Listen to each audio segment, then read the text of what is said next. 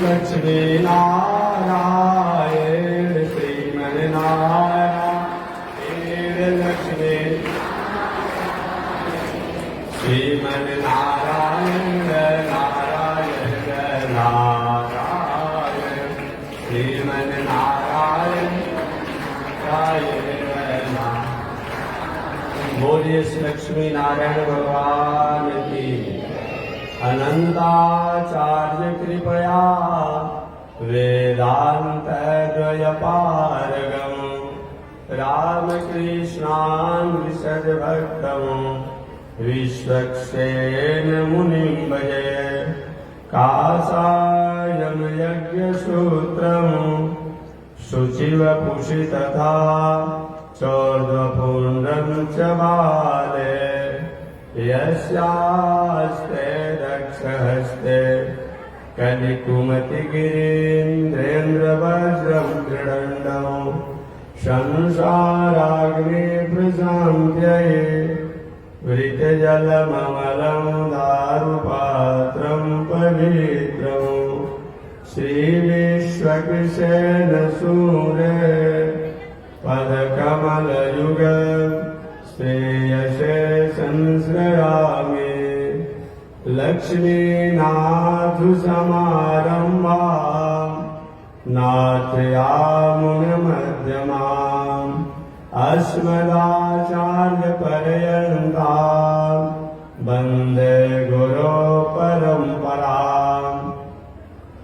नारायणाय विद्महे वासुदेवाय धीमहि तन्नो विष्णु प्रचोदयात्। महालक्ष्म्यै च विद्महे विष्णुपत्न्यै च धीमहि तन्नो लक्ष्मी प्रचोदयात्। तन्नो लक्ष्मी प्रचोदयात्। कितना हाला कर दिया भाई। शांति से बातें करते, शांति बैठ जाइए। परमाराध्य श्री लक्ष्मी नारायण भगवान नित्य वंदनीय पूज्य गुरुदेव श्री त्रिदंडी स्वामी जी महाराज के जुगल चरणों में कोटि सह नमन। भगवत भागवत आचार्य कैंकर्य पारायण महानुभाव पावन भूमि पर पावन कथा को आप श्रवण कर रहे हैं। पावन कथा प्रसंग अंतर्गत श्री सुखदेव जी राजा परीक्षित को भगवान श्री कृष्ण के प्रकट होने पर, जन्म होने पर सबसे प्रथम अभी 10 दिन के ही नहीं हुए हैं या लगभग 10 दिन के ही हुए हैं, ऐसे भगवान श्री कृष्ण ने पूतना का उद्धार किया।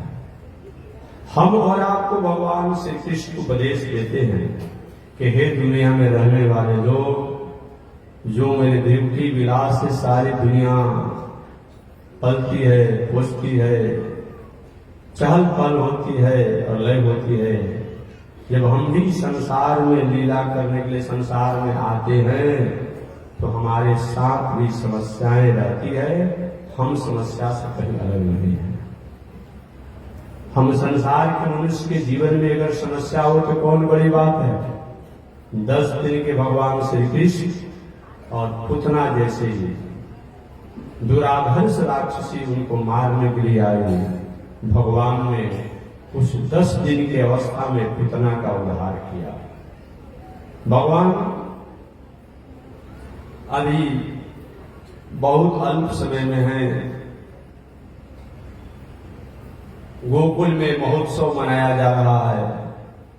कोई न कोई आना जाना काम लगा हुआ है। स्त्रियों की भीड़ लगी हुई है। कोई सोची कि अच्छा इस बार बढ़िया से अच्छी प्रकार से लाला को नहीं दर्शन किए हैं, चलो इस बार लाला का दर्शन करूंगा महोत्सव के माध्यम से। और जाती लाला का दर्शन करती, महोत्सव मनाती, कुछ गाती बजाती, लौट आती। बहुत दिनों तक चला। देवी देवता संत महात्मा सब लोग उस महोत्सव के आनंद में सम्मिलित हुए। संजोग की बात रही, मैया यशोदा ने एक दिन विचार किया कि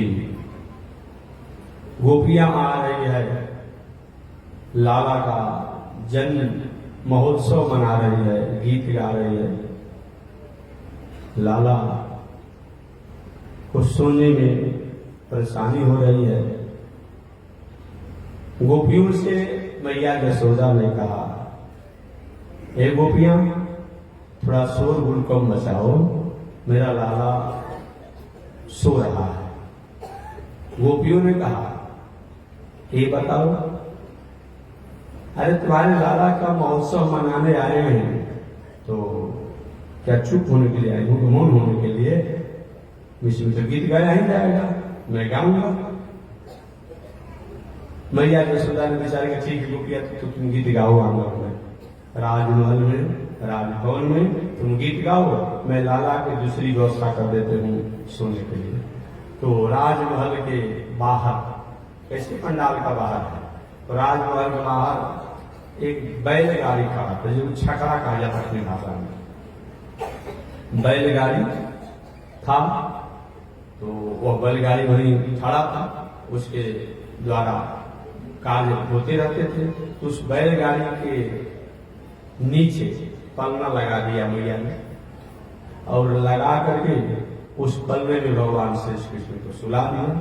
छोटे लड़का जो होते हैं बहुत जल्दी जगता है, बहुत जल्दी सोता है। देखेंगे आज माताओं के आंचल में रहने वाला बालक जो होता है छोटा, क्योंकि निष्क्रिय होता है, उसको अपनी माता के अलावा और दुनिया में कोई प्रिय होता नहीं। बड़े होने को तो धीरे धीरे अलग अलग संबंध हो जाते हैं, लेकिन जब वह कम उम्र का होता है तो माताओं के ही आंचल में विशेष अपना को रहना चाहता है, या कुछ सोएगा, कुछ ही समय में जग जाएगा, कुछ ही समय में सो जाएगा। मैया ने पालने में सुला दिया भगवान श्री कृष्ण को, और अपना काम काज करने लगी। गोपियां भवन में आकर के महोत्सव मनाने लगी, गीत गाने लगी। संयोग से कंस का एक बहुत बड़ा प्रभावशाली राक्षस था। इस राक्षस का नाम था शक्तासुर। वो शक्तासुर ने कहा कि अच्छा मौका मिल गया है, अभी तक तो नंद भवन में जाने में परेशानियां होती थी, हम नंद भवन के बाहर जो है एक कृष्ण पल्ले में सोए हुए हैं, आज के खामे तमाम कर देंगे और मेरा मालिक का सब संकट दूर हो जाएगा कंस का। तो शक्तासुर ने मौका पा करके भगवान श्री कृष्ण जी से गाड़ी के नीचे, बैलगाड़ी के नीचे पलने में सोए थे, और सोचा कि ऐसा काम करेंगे कि विशाल और विराट और भारी रूप बना के और गाड़ी पर बैठ जाएंगे, और गाड़ी पर जब बैठेंगे तो गाड़ी हमारे वजन से वह दब जाएगी, टूट जाएगी, और उससे नीचे दब करके दीवार पर मर जाएगा। एक भावना करके शक्तासुर ने वह बैलगाड़ी छपड़े पर आकर के सवार हो गया। भगवान श्री कृष्ण की अचानक नींद टूट गई, जग गए, और जगे तो अच्छा मामा जी ने भेजा है आपको संदेशा के रूप में, दूध के रूप में। मौसी पुतना को तो छोड़ा ही नहीं, आपको मैं छोड़ने वाला हूं, कहेंगे मन ही मन भावना की, अब लीला कर मैंने बाल लीला में है ना, तो मौसी पुतना को तो छोड़ा नहीं, आपको हम छोड़ेंगे। अब भगवान श्री कृष्ण ने, और समझिए अभी बहुत उम्र नहीं हुआ, महीनों को भी नहीं हुए, अभी महीना भर के भी नहीं हुए, और देखी कभी मेरा राजमहल, मेरा भवन, आज सब कुछ मेरा, अब मुझको ही घर से बाहर खदेड़ दिया गया है, एक गाड़ी के नीचे हम सोए हुए हैं। यही है जिन भगवान द्वारा हमने सब कुछ प्राप्त किया है, तेरा तुझको अर्पण क्या लागे मेरा, एक हो रहा है।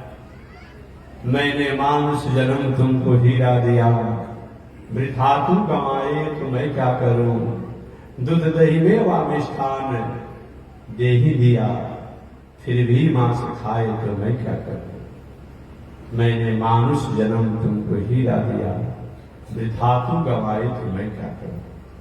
परमात्मा ने सब कुछ दिया है, लेकिन कभी हम मानते हैं कि उनका दिया हुआ है? नहीं मानते। नहीं मानते हैं। कभी कभी कुछ नास्तिकों द्वारा कहा जाता है कि क्या भगवान होते हैं, क्या भगवान होते हैं?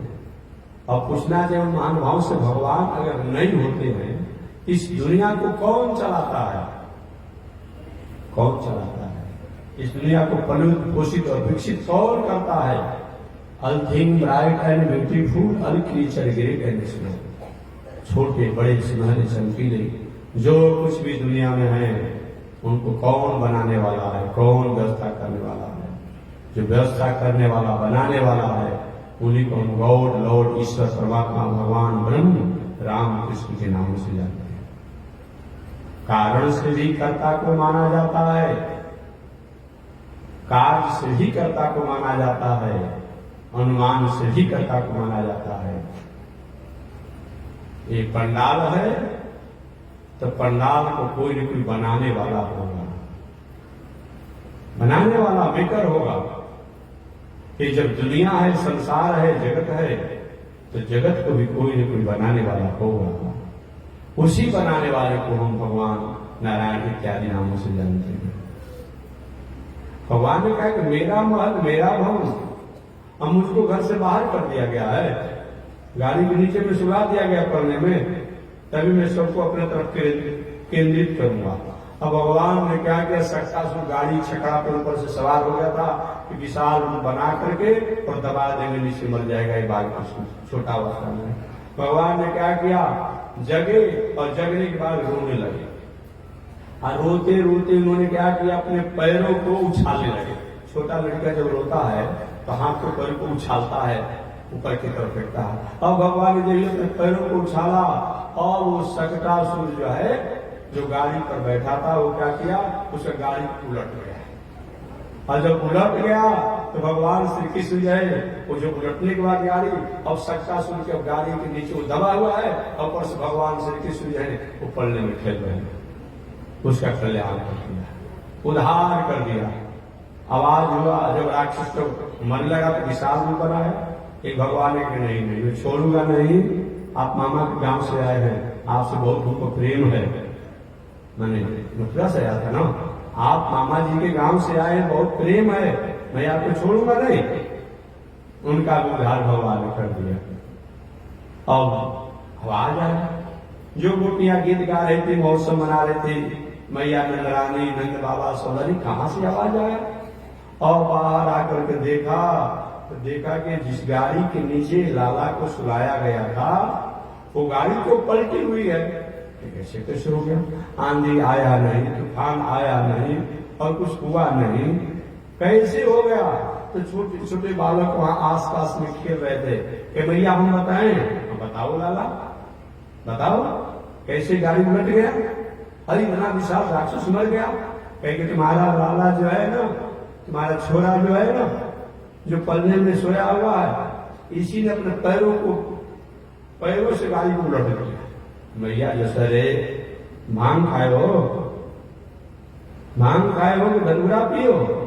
ये महीना भर का बालक, ये छोटा बालक, बाला इसको एक गाड़ी कैसे पलट देगा? अब बालक कहते रह गए, लेकिन पुत्र वात्सल्य भावना में मैया यशोदा को विश्वास नहीं हुआ कि हाँ लाला ठीक है, कोई कुछ हुआ होगा, तो हम ही को भ्रम हो रहा है। पुनः भगवान को लाया गया और लाड़ प्यार स्नेह के साथ भगवान को मैया ने पुनः अपने राजभवन में लाया। इस प्रकार मैया ने उन भगवान श्री कृष्ण को अपने मंत्रों द्वारा, विद्या द्वारा झाड़ फूक किया। कुछ समय अभी बीता ही था कि भगवान ने सोचा एक और राक्षस का कल्याण करना है। और राक्षस को कौन है? उसका नाम है तृणाव्रत। उस राक्षस का नाम है तृणाव्रत। भगवान थोड़ा महीनों भर से ऊपर हो गए, धीरे धीरे अपने से अब वो बैठ जाते हैं, बैठा देने पर बैठ जाते हैं। बैठ जब वो चलने की स्थिति तो नहीं है, लेकिन बैठाने पर बैठ जाते हैं। एक भी मैया यशोदा अपने आंचल में दूध पिला रही थी, भगवान बालक से दूध पी रहे थे, और दूध पीते पीते अपनी योग माया द्वारा भगवान श्री कृष्ण इतने भारी हो गए, इतने भारी हो गए कि मैया जसोदा करे मालूम पड़ता है कि लाला आज दूध अधिक पी लिया है, इसीलिए वजन बढ़ गया है। भला ऐसा होता है क्या? नहीं होता। अरे बेटा कितना भी छोटा दूध पिएगा माता का तो इतना भारी हो जाए कि उठेगा नहीं। और मैया परेशान में कैसे इतना भारी हो गया, ये मेरे गोद में वजन हो गया है। और मैया ने कहा कि अच्छा तो लाला को थोड़ा देर के लिए जब तक दूध पिया है पच नहीं जाता है, इसको जमीन पर बैठा दिया। और जमीन पर बैठा करके मैया और सोची कि लाला यहाँ पर बैठे रहे। अचानक उस और अपने काम काजों में लग गए। बैठा करके आज भी बताएं अपने बालक को भी कोई बैठा करके जमीन पर और कुछ करके काजों में लग जाती है, काम काजों में लग गई। उसी समय कंस का एक दूसरा अलग राक्षस, तीसरा राक्षस जिसका नाम है तृणाव्रत, जो बवंडर का रूप बना करके रहता है। आज भी कोई बवंडर होता है ना, एक बार आता है और कुछ वस्तुओं को उठा करके चला जाता है, दोनों बवंडर आप कुछ अलग भाषा में कहते हैं। और अचानक बवंडर आया, आंगन में जो भगवान श्री कृष्ण थे, अब उनको बवंडर के रूप में आया और उड़ा कर ले गया। और मैया यशोदा रो रही है, बाल गोपाल रो रहे हैं, गोपियां रो रही है, सब लोग रो रहे हैं। एक बवंडर ने लाला को उठा कर ले गया, कहाँ फेंकेगा, कहाँ मारेगा, कहाँ मारेगा, सब लोग रो रहे हैं। भगवान श्री कृष्ण ने क्या किया, उस तृणावर्त के गर्दन पकड़ लिया और कहा कि मौसी पुतना को छोड़ा नहीं, सट्टासुर को छोड़ा नहीं, तो आप तुम्हें छोड़ने वाला हूं। और बहुत ऊंचाई पर ले गया, और ले गया तो भगवान उसे गर्दन पकड़ लिया और वो सोच रहा है कि हमको छोड़ दे। अरे लाला छोड़ दो, कोई नहीं, कल्याण करके छोड़ेंगे, नहीं छोड़ेंगे ऐसे।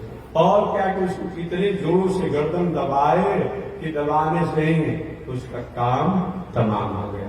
काम तमाम जब हो गया तो आकर पृथ्वी पर धड़ाम से गिरा और भगवान भी उसको गर्दन पकड़े हुए हैं और वो ही किए।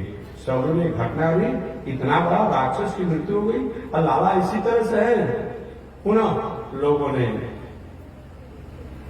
गड़ा मान करके, राक्षस उपद्रव मान करके उनका पूजा पाठ इत्यादि किया और भगवान की मंगल कामना की गई।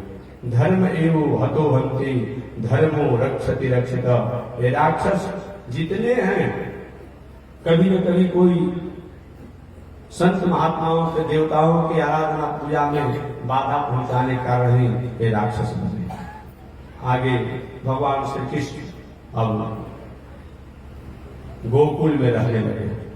समय बीतते चला गया, समय बीतते चला गया। एक दिन वसुदेव जी ने गर्गाचार्य जी को बुलाया और गर्गाचार्य जी को बुलाकर कहा, महाराज मेरे दो पुत्र गोकुल में है, एक रोहिणी के पुत्र के रूप में, एक यशोदा के पुत्र के रूप में। जब से जन्म लिए उनको बहुत मातृवात्सल्य प्राप्त, पितृवात्सल्य प्राप्त नहीं हुआ। अब थोड़े बड़े भी हो गए हैं, उनका नाम तो संस्कार हो जाना चाहिए। ऐसे तो नियम शास्त्र का है कि लड़का के जन्म लेने के बाद, बालक के जन्म लेने के बाद एकादशी द्वादशी अहन पिता नाम पूजा 11वां या 12वां दिन लड़का का नामकरण हो जाना चाहिए। एकादशी द्वादशी अहन पिता नाम पूजा 11वां या 12वां दिन बालक का नामकरण हो जाना चाहिए। ये नियम यही है। कौन करे? पिताजी नामकरण करे। अगर जिस परंपरा में पिता के नहीं है तो गुरु पुरोहित मामा नाना जैसा परंपरा हो वो करिए, नहीं तो शास्त्र में पिता द्वारा ही नामकरण करना चाहिए। इस शास्त्र की परिपाटी है कि 11वां या 12वां ही नामकरण हो जाना चाहिए। नामकरण में भगवान का नाम होना चाहिए, भगवान नाम पूर्वक, रूपेश रमेश रत्नेश मिथिलेश उखिलेश इत्यादि नाम होना चाहिए। कन्याओं का नाम जो होना चाहिए स्मृति कीर्ति मेधा श्री इत्यादि होना चाहिए। ऐसा नाम मत रखे जो नाम का कोई मतलब नहीं। अब नाम रखते हैं आपने कहा चिरकुट। अब चिरकुट मतलब क्या होता है जी? घूरव, कटवाल, ये कोई नाम है? ये कोई नाम है बताइए? कोई मतलब नहीं। अब लड़कियों का नाम हमेशा में क्या रखा जाता है? गुड़िया। और पता है क्या मतलब होता है? नहीं नहीं, भगवान संबंधी नाम रखिए कि ऐसे कम से कम माला जपने का समय नहीं मिलता है तो अपने बेटा नाती के जब जब याद पड़ेगा नाम लेंगे तो उतना बार प्रणाम हो ही न जाएगा, एक माला जप हो ही न जाएगा। और बेटी का नाम लक्ष्मी संबंधी रखिए कि ऐसे तो लक्ष्मी जी को हम बहुत कुछ नहीं कर पाते हैं, तो जितना बार बेटी का नाम लेंगे लक्ष्मी जी का नाम आ ही न जाएगा। ये विचार करके अपने बेटी का नाम लक्ष्मी संबंधी रखिए, अपने बेटा का नाम भगवान संबंधी रखिए। लेकिन लोग उल्टा पलटा नाम कैसा कैसा रख लेता है, जिसका कोई मतलब ही नहीं होता, कोई मतलब। ठीक है, बचपन में आपने कभी वैसा रख भी दिया, लेकिन अच्छा रखना चाहिए। एक बात और मैं कहूँ, लड़का के जन्म लेने के बाद और आज की परिवेश में तो मैं कहना चाहूंगा, ठीक है आप और कुछ माने या ना माने, लेकिन टाइम के अनुसार ठीक उसका कुंडली भी होना चाहिए, जन्म कुंडली भी होना चाहिए। आज जमाने की कंप्यूटर द्वारा बनवा दिया जा रहा है, इतना उम्र है, अमुक नाम है, अमुक नाम है, ठीक है, विवाह शादी के अवसर के लिए तो ठीक है, परंतु पूरे भागफल के निर्णय करने के लिए वो उपयुक्त नहीं है। उसके द्वारा वास्तविक भागफल को निर्णय नहीं हो पाएगा। लड़का लड़की जब ही जन्म दे, अपन माताएं हमारी बहुत पढ़ी लिखी हो गई है, मोबाइल का जमाना हो गया है, अरे घड़ी भी नहीं तो मोबाइल है अपने। पहले के जमाना में होता था कि कब से इनका कुंडली बना दिया, जब कब हुए थे तो कहा आज तो चंद्रमा जो थे बीच आंगन में आए थे, और बीच आंगन में आए थे हिंसा पर बनता था। कहा तो सूर्य जो है यहाँ पर साहिब का वहां गया था, उसी अनुमान पर बनता था। लेकिन अब तो आपके पास मोबाइल हो गया है, बहुत प्रकार के आपके पास तकनीकी हो गई है, वैज्ञानिक, तो ठीक समय पर इनकी समय के अनुसार ही भाग और भाग्यफल होता है। कभी कभी लोग पूछते हैं कि महात्मा जी कुंडली में भागफल लिखने के बाद भी एक घंटा पूरा नहीं है, तुम्हें अगर नहीं करेगा, फिर काहे नहीं करेगा? तो हमने उनसे कहा 27 को नक्षत्र होते हैं, 27 को नक्षत्र होते हैं, और ग्रह जो होते हैं आप जानते हैं, नवग्रह की पूजा करते हैं, जो ग्रह और भी होते हैं, एक ग्रह होते हैं, और यही 27 नक्षत्र ग्रहों के द्वारा 7 वो दिन होता है, घंटा मिनट सेकंड होता है, रात दिन होता है। इसी के अनुसार 84 लाख जूनियों के भागफल को तय करना है, उसी 27% के माध्यम से। तो स्वाभाविक है कि कुछ न कुछ तो अंतर हो जाएगा। इतने बड़े विद्वान देवक हो तब तो ठीक है, इतना मिनट, इतना सेकंड, इतना क्षण, इतना पल, ऐसा जब करके होगा तब तो बात होगी, वैसा तो होता नहीं है। किसी की घड़ी में फास्ट घड़ी है तो किसी का स्लो घड़ी है तो किसी का कुछ है, तो कुछ न कुछ तो अंतर पड़ जाता है। अब उसी के अनुसार कुंडली बनाई जाती है। बहुत तो प्रश्न कुंडली के अनुसार कुंडली बनाते हैं, तो भागफल में अंतर संभव हो ही सकता है, संभव होगा, लेकिन निश्चित रूप में मैं कहूंगा आज के परिवेश में कुंडली होनी ही चाहिए कि उसके द्वारा बहुत से हमारे भागफल को निर्णय करने। और एक बात और है कि हाथों में कुंडली के बनाने की परंपरा, अच्छा जागरूकता होना भी चाहिए। एक लोग करता क्या है, कुंडली बना कर वो अच्छी विद्वानों से बनवाना चाहिए जो अच्छा जानकार हो इसके बारे में। थोड़ा सा गिनती में गुणा भागा में इधर उधर हो जाएगा तो भागफल भी अंतर हो जाएगा, उसका भागफल भी अंतर हो जाएगा। अच्छे लोगों द्वारा होना चाहिए। बहुत ऐसे लोग होता है, एक बार मैं कहना नहीं चाहिए, नाम नहीं करूंगा, एक बार महाराज जी से ब्राह्मण बनता, अब जल्दी जल्दी होंगे कहीं डेढ़ जिसे आप 10 जजमान की कहीं जजमान क्या देखनी होगी, तो उन्होंने भादरा में सिंदूरदान का समय रख दिया। बताइए, तो होता है कभी कभी। तो कम से कम जानकार विद्वान, उनका भी दिल दिमाग मन शांत होना चाहिए, अन्यथा भागफल में अंतर हो जाता है। इसलिए निश्चित रूप में ये कुंडली इत्यादि होना ही चाहिए।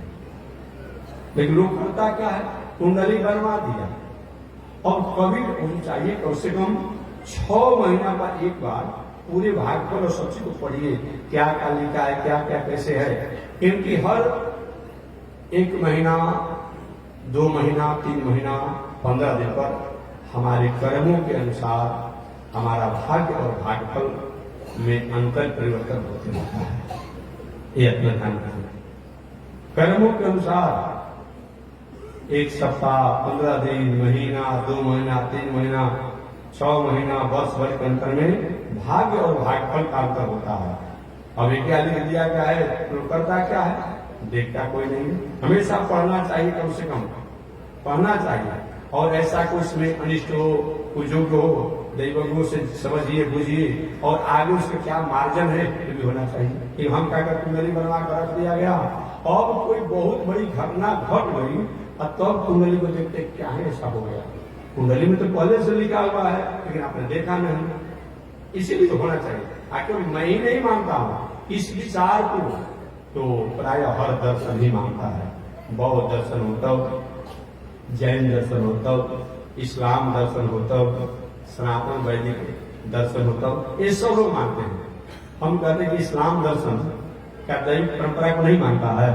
आप देखिएगा उनके जहाँ उनके स्थान है जहाँ पूजा जहाँ करते हैं लोग, सैकड़ों की भीड़ लगी हुई है, वो भी इस बात को मानता है। ईसाई दर्शन नहीं मानता है, वो तो और मानते हैं। ईसाई दर्शन झारखंड पिताजी मानता है, बौद्ध दर्शन नहीं मानता है। आप जाइए ना गया में जाकर देखिए कितना लोग उनका झाड़ फूक सब करता है, तो सब मानता है। ऐसी बात नहीं वो नहीं मानता है।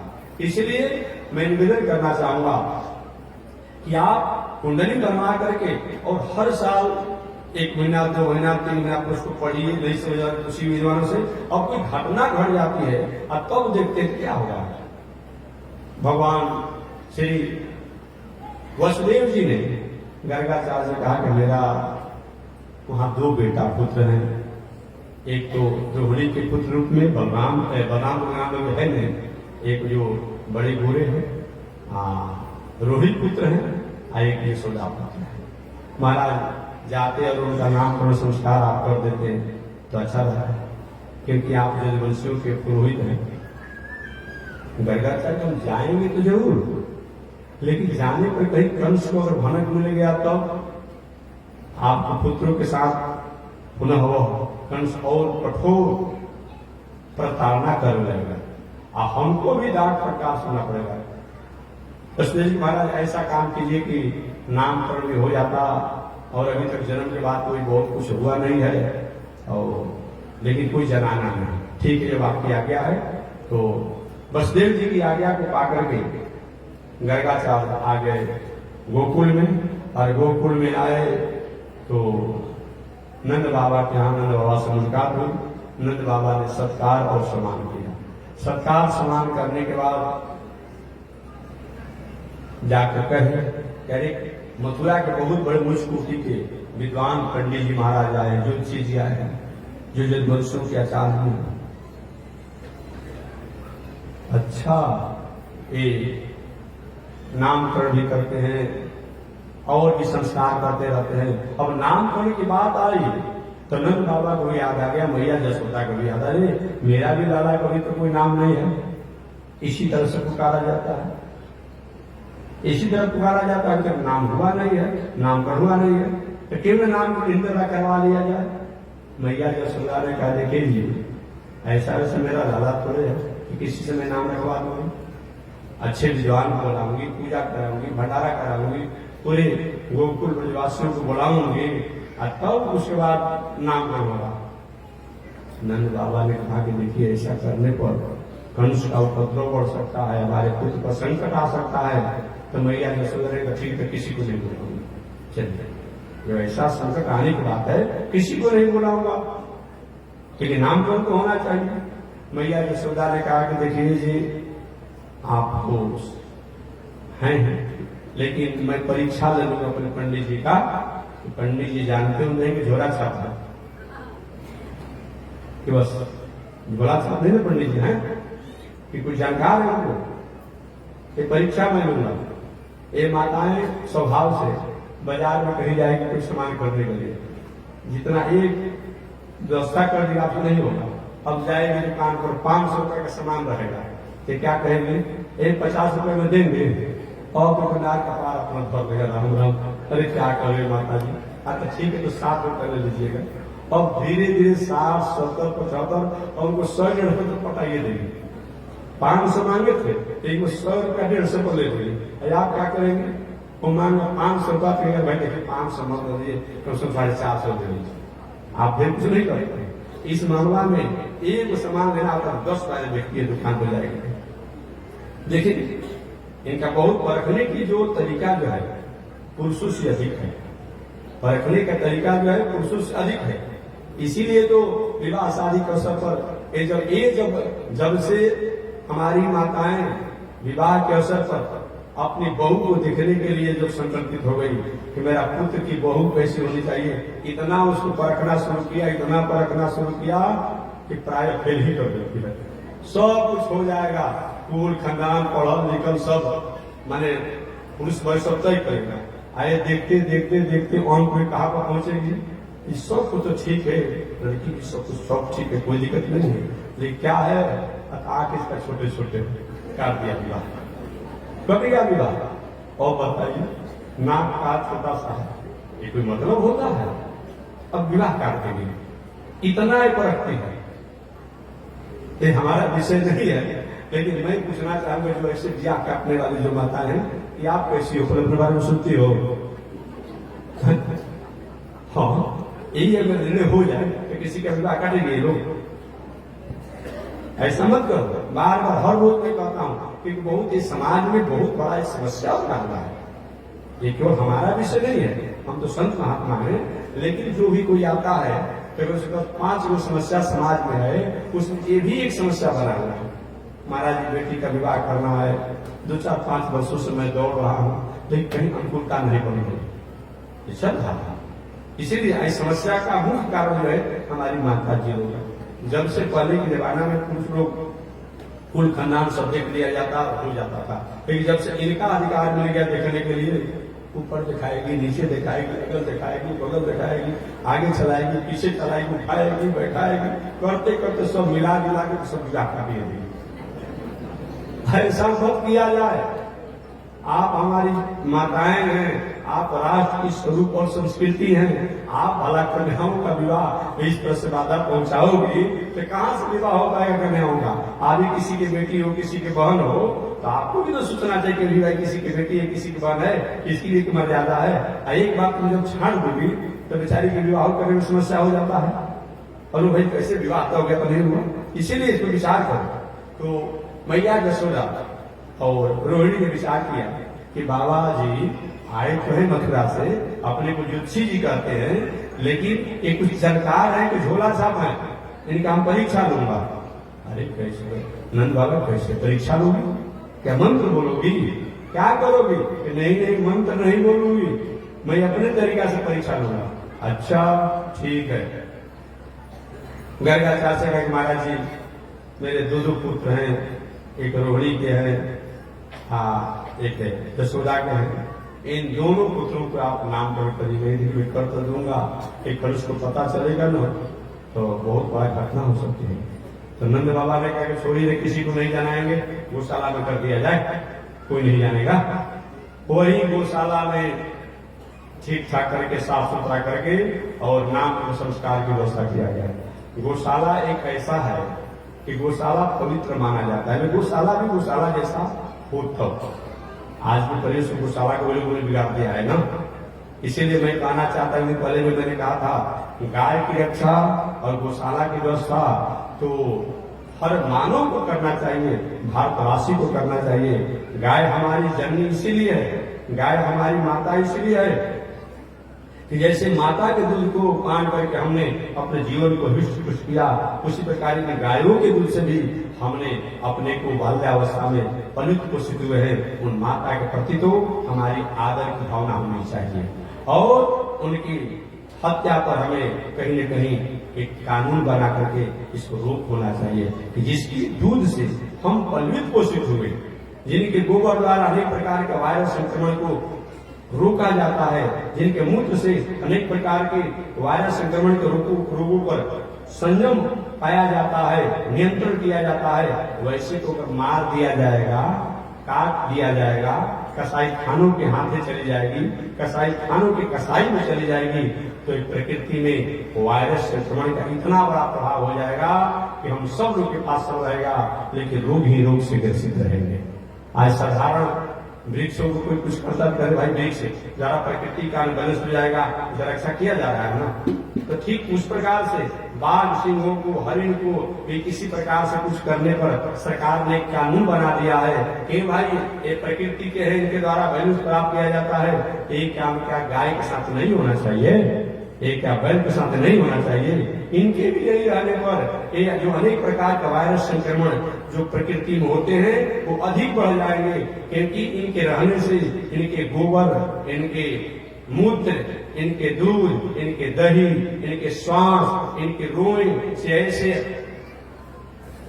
वायरस को नियंत्रण करने वाले, संक्रमण को नियंत्रण करने वाले इनके पास स्थितियां हैं जो कि हम स्वस्थ और सुरक्षित हो सकते हैं। अतः गाय इस नियत से भी हमें इनकी रक्षा करनी चाहिए और गोवध बंद होना चाहिए, गौशाला होनी चाहिए, और इनके दूधों द्वारा, घीओं द्वारा, माथा द्वारा, दही द्वारा हम अपने को पलित पोषित होते हैं, ये मान करके भी इनकी हमें रक्षा करना चाहिए। ऐसा अगर नहीं हो रहा है एक समय में, अगर गो रक्षा न हो, गोवध पर बंद नियंत्रण न किया जाए, गोवध को रुक न किया जाए, एक समय ऐसा आएगा कि हमारा राष्ट्र, हमारा देश अनेक प्रकार के संक्रमण के प्रभाव से अत्यधिक प्रभावित होकर के हमारे पास धन तो रहेंगे, लेकिन जीवन में जीवन नहीं रहेगा, शांति नहीं रहेगा। इसके लिए हमें इस पर विचार करना चाहिए।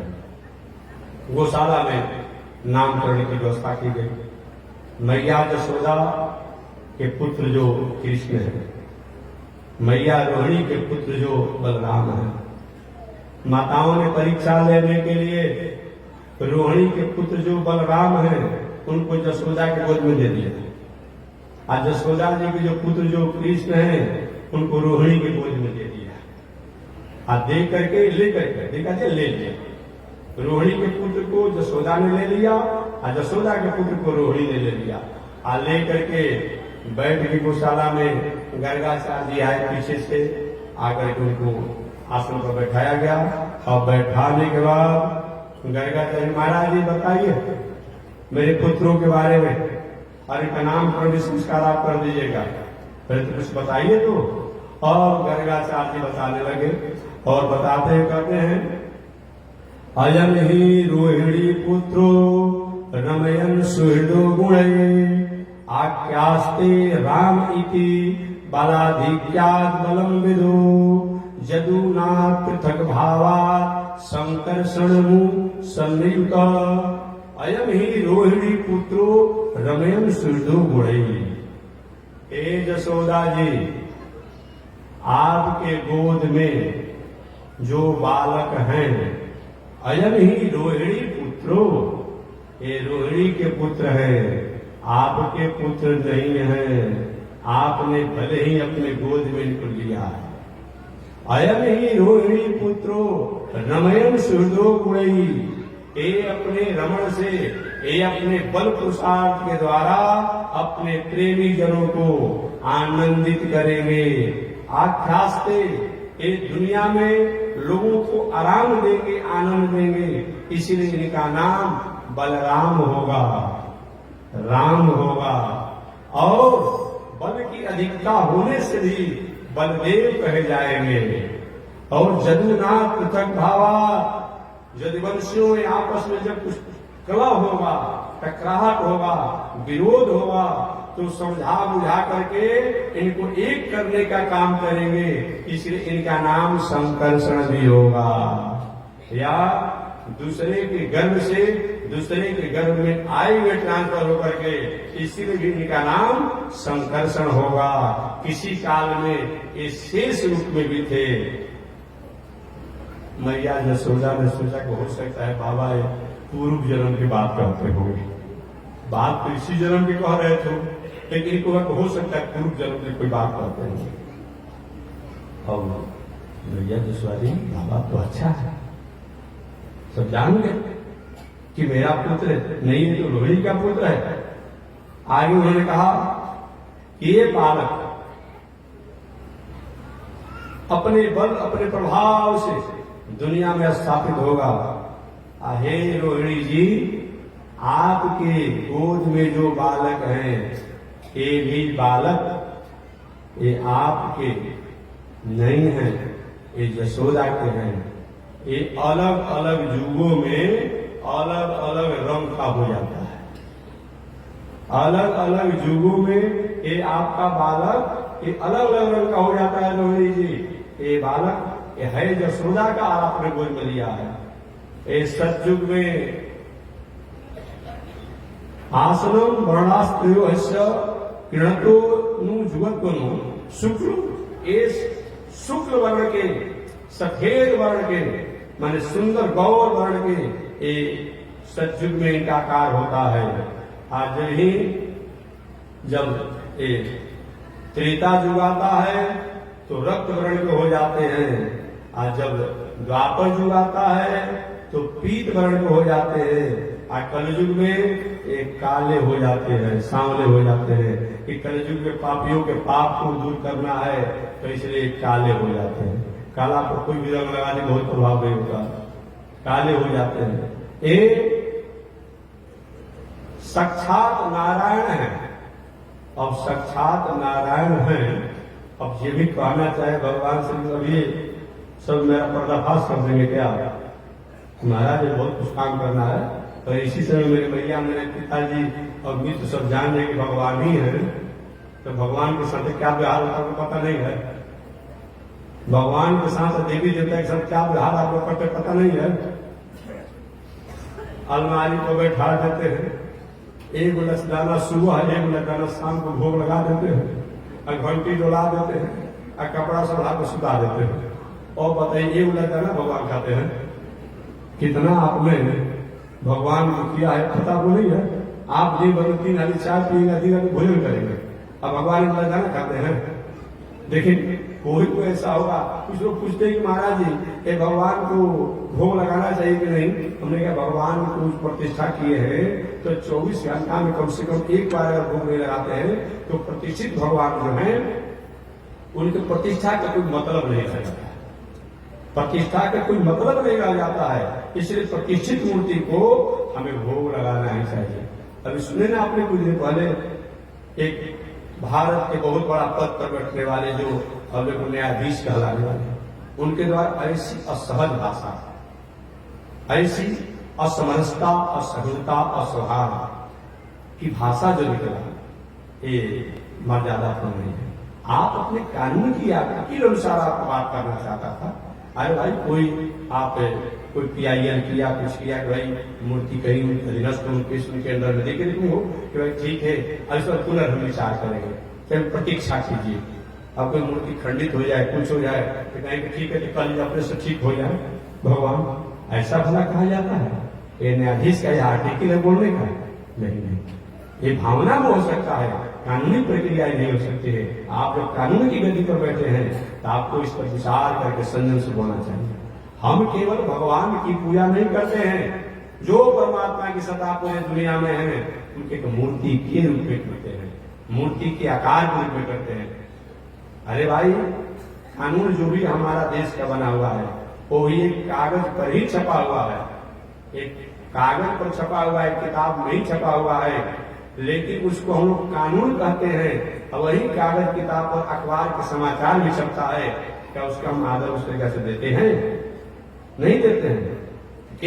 क्योंकि वो जो है वो कानून मानकर हम उसका आदर करते हैं, इसको हम एक अखबार का समाचार मानकर करते हैं। ठीक वही बात है, पाषाण से, धातु से, कागज से, मिट्टी से ही बना हुआ मूर्ति हो, लेकिन जब हम प्रतिष्ठा करते हैं तो उनके प्रति हमारी वो आदर की भावना होती है। जब वहां प्रिंट द्वारा, प्रेस द्वारा निकला हुआ जब शब्द जो है, जब आर्टिकल कानून और न्याय हो सकता है, ये भी जो है संहिता हो सकती है न्याय की।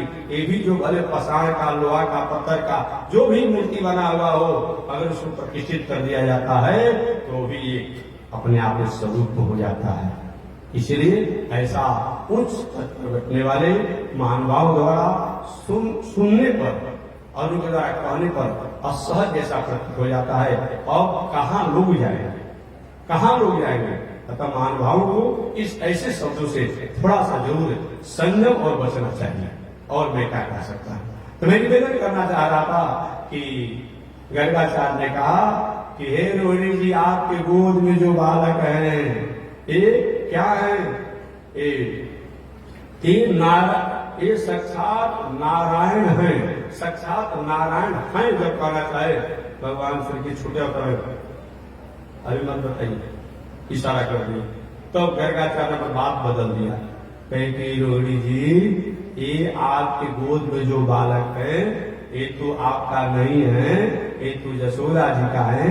और ये क्या है? ते नारायण समो गुणई, ये नारायण के समान गुण वाले हैं। तो भगवान को पूछा कि अब महाराज जी थोड़ा सा कुछ समय के लिए हमें लिख लिया, अब ये भगवान बना देंगे तो माता जो दूध पिलाते दूध नहीं पिलाएगी, माखन नहीं खिलाएगी, ग्वाल वाल जो खेल रहे खेलेंगे नहीं। भगवान का आप सुने भाई बैकुंठ लोग में भगवान रहते हैं, सब लोग चुपचाप कराएगा। कोई बात करता है? नहीं करता, बस आदेशों का काम क्यों चले गए?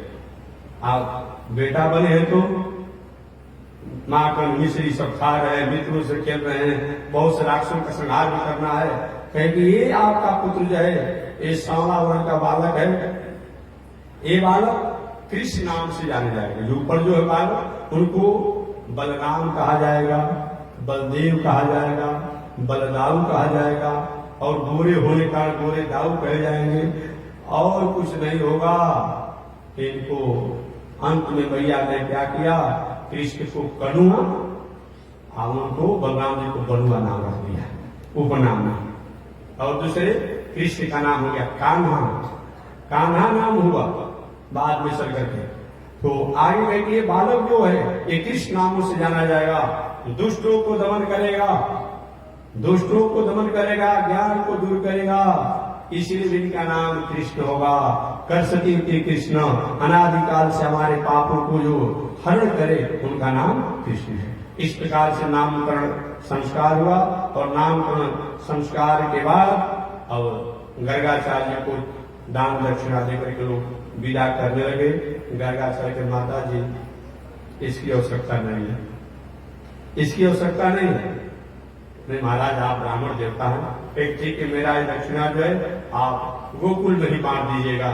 मुझको लाला के दर्शन करके आनंद हो गया और वे गर्गाचार्य लौट गए। इधर भगवान श्री कृष्ण का नामकरण होने के बाद मैया यशोदा ने, मैया रोहिणी ने कहा, बाबा ने नाम तो रख ही दिया, लेकिन बहुत खरा नाम है कृष्ण। जीभ को तोड़ना पड़ता है, आंख को मोड़ना पड़ता है, ओठ को सिकुड़ना पड़ता है, नाक को सिकुड़ना पड़ता है, आंख को सिकुड़ना पड़ता है, अब तब कृष्ण उच्चारण होता है।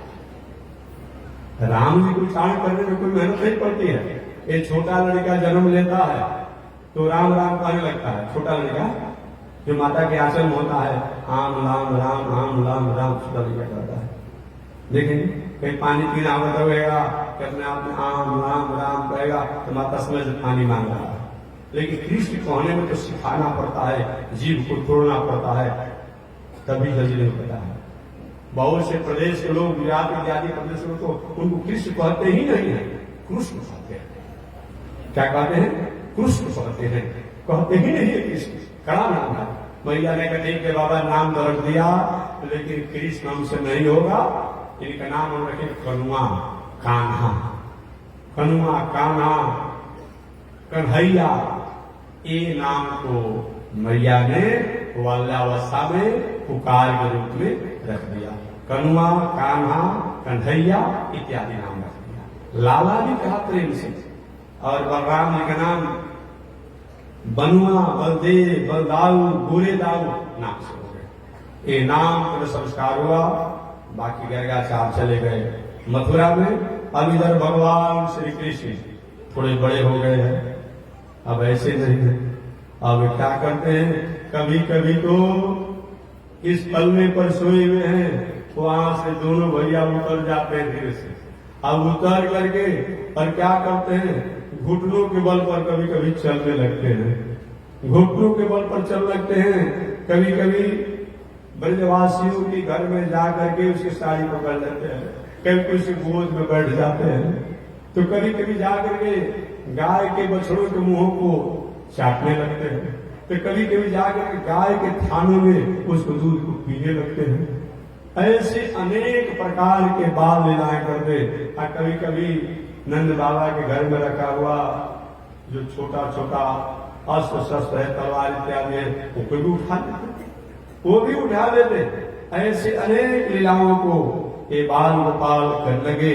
अगर ऐसा नहीं करते तो आज ये दुनिया के कुरुक्षेत्र के मैदान में गीता के उपदेशक कैसे बनते, कैसे बनते? भगवान श्री कृष्ण और बलराम जी अब धीरे धीरे आनंद में है। कभी कभी तो खंभे में जड़े हुए मड़ियों को देखते, दूध भात दही भात दधियो तक खाते, और खाते वक्त उसको भी खिलाते। और खिलाते समय जब जो भी हाथ बढ़ाते तब उधर से भी हाथ बढ़ाते। अब मैया को पुकार, मैया देखो ये मैं इसको खिला रहा हूं, मेरे पास आ रहा है। कभी कभी तो फोटो को देख करके मड़ियों में खंभों में देख करके और कहते मैया देखो ये मेरे घर में आ गया है, इसको रोको। मैया कौन आ गया है भाई? और अरे लाला तुम्हारा ही छाया है, तुम्हारा प्रतिबिंब है, कोई नहीं आ रहा। ऐसे अनेक लीलाओं को भगवान श्री कृष्ण कर रहे हैं। गोकुल की गलियों में घूमने लगे और कभी कभी तो आंख बिछोने का भी खेल खेलने लगे। कभी कभी तो ऐसे भी करते, छोटा छोटा लड़का जो पल्ले में सोए होते गोपियों के यहाँ, उसके यहाँ जाते और उसको जाकर के जगा कर भगा जाते।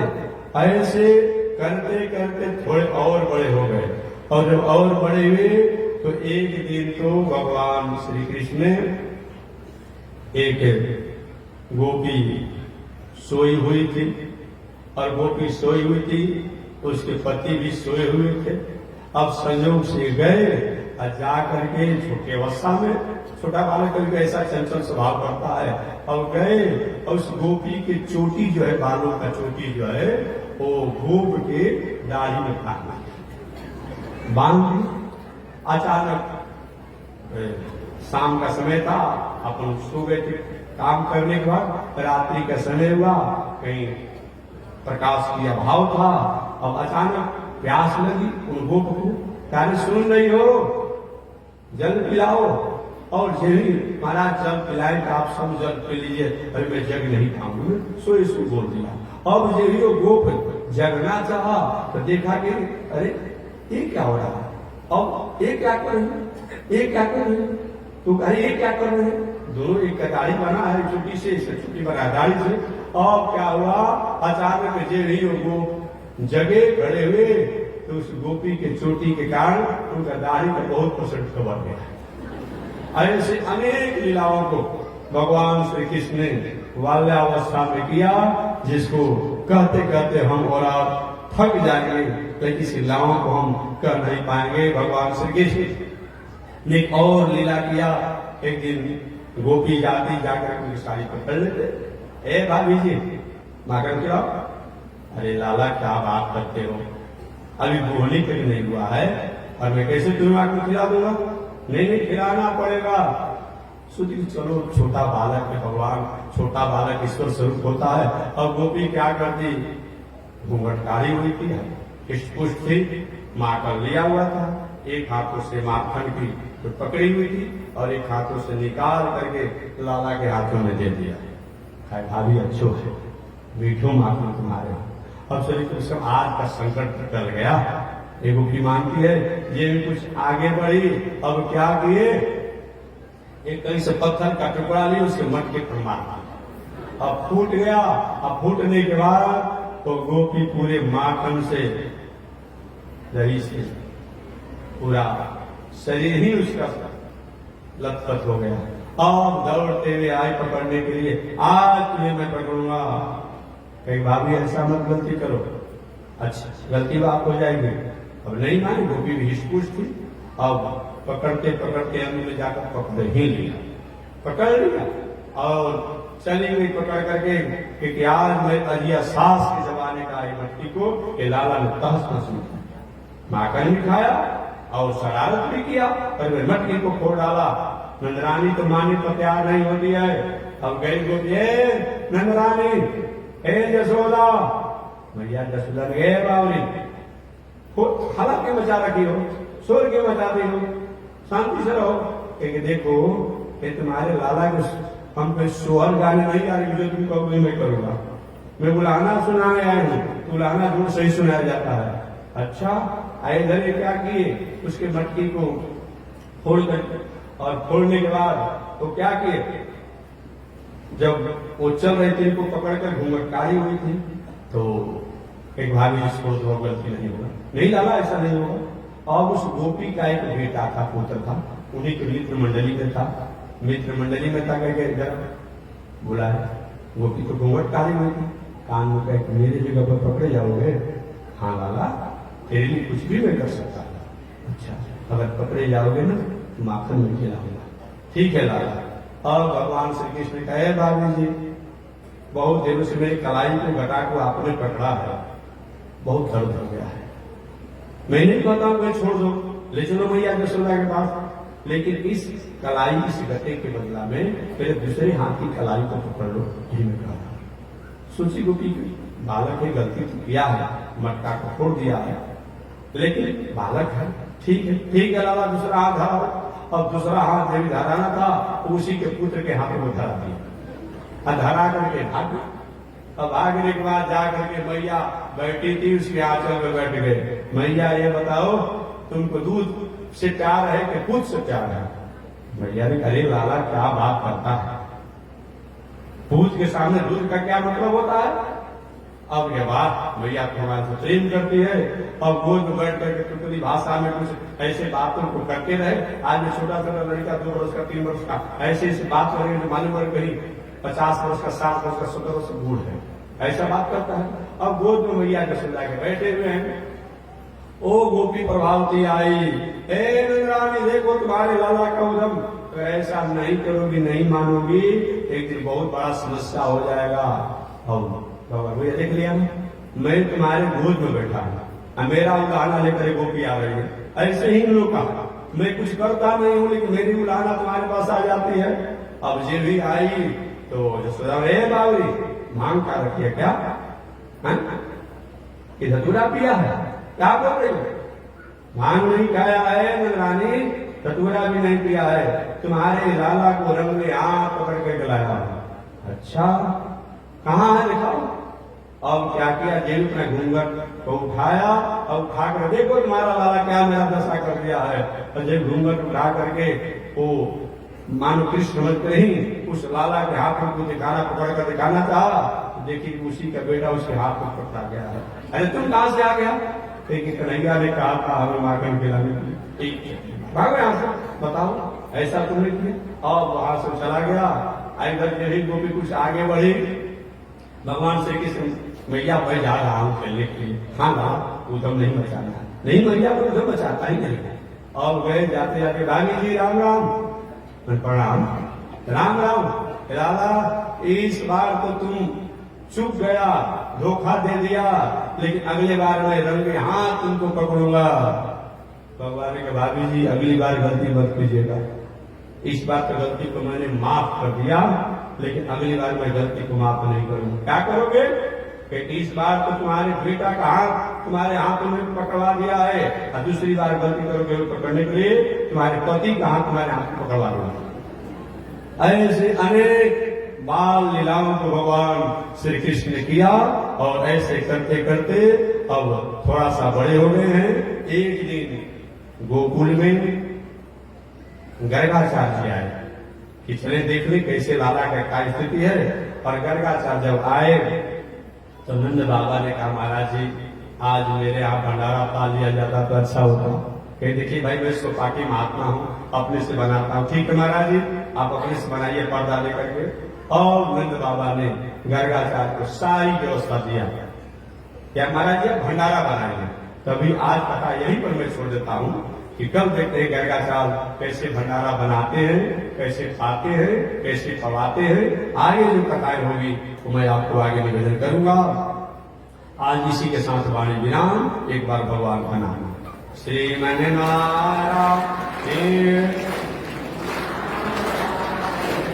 श्रीमन नारायण नारायण नारायण श्रीमन नारायण। बोलिए श्री लक्ष्मी नारायण भगवान की। विश्व देवताचार्य श्री तिरंगी स्वामी जी महाराज की। हरि ओम। शांति शांति शांति। नारायण। पुनः मैं एक बार याद दिला दूं, अपनी जग की तैयारी चल रही है कि 1 अक्टूबर 2025 को, ये रहे 1 अक्टूबर 2025 को 10 बजे दिन में श्री लक्ष्मी नारायण महायज्ञ की जल यात्रा होगी। आप सभी माताएं, सभी पुरुष अपने अपने घर से कलश की व्यवस्था कर लेंगे, मिट्टी की कलश की व्यवस्था कर लेंगे छोटा छोटा, और अपने वस्त्र की व्यवस्था कर लेंगे। और जग में जल यात्रा में कलश उठाने के कार्य आप करेंगे। इसमें कोई किसी प्रकार का नाम दिखाना नहीं है। जो भी भारतवासी हो, भारतवर्ष के रहने वाले हो, भारत की वैदिक संस्कृति के प्रति उनकी आस्था हो, आदर हो, वो स्त्री पुरुष सब लोग श्री लक्ष्मी नारायण महायज्ञ में कलश की जल यात्रा अपने अपने कलश की व्यवस्था करके, अपना वस्त्र की व्यवस्था करके आप 1 अक्टूबर को 10 बजे दिन तक अपने घर से भोजन साजन शुद्ध सात्विक करके आ जाएंगे और जल यात्रा में सम्मिलित होंगे। एक बात और भी मैं बता दूं, कोई भी पूरे जग भर 1 अक्टूबर से लेकर के 7 अक्टूबर तक सोना चांदी रुपया पैसा आभूषण पहन करके लेकर के नहीं आएगा, अन्यथा कोई भूलने की संभावना रहेगी। ऐसा स्थिति न आवे, इसलिए आप लेकर के ही मत आइए, पहन करके मत आइएगा। कोई भी जग की जल यात्रा में या किसी से कोई रुपया पैसा कर सकता है या किसी से नाम लिखनी कर सकता है। आप अपनी तैयारी करके रहेंगे और जल यात्रा के दिन आप कलश लेकर के कपड़ा पहन करके आप सभी लोग भोजन करके आएंगे। सादर आमंत्रित है। जय श्री नारायण।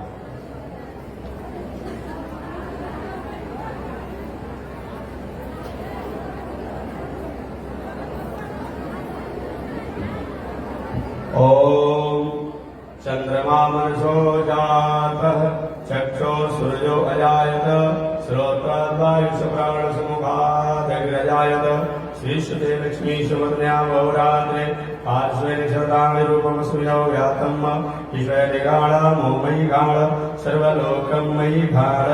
लक्ष्मी नारायण भगवान की जय। विश्व देवताचार्य श्री तिरंगी स्वामी जी महाराज की जय। हरि ओम। शांति शांति शांति।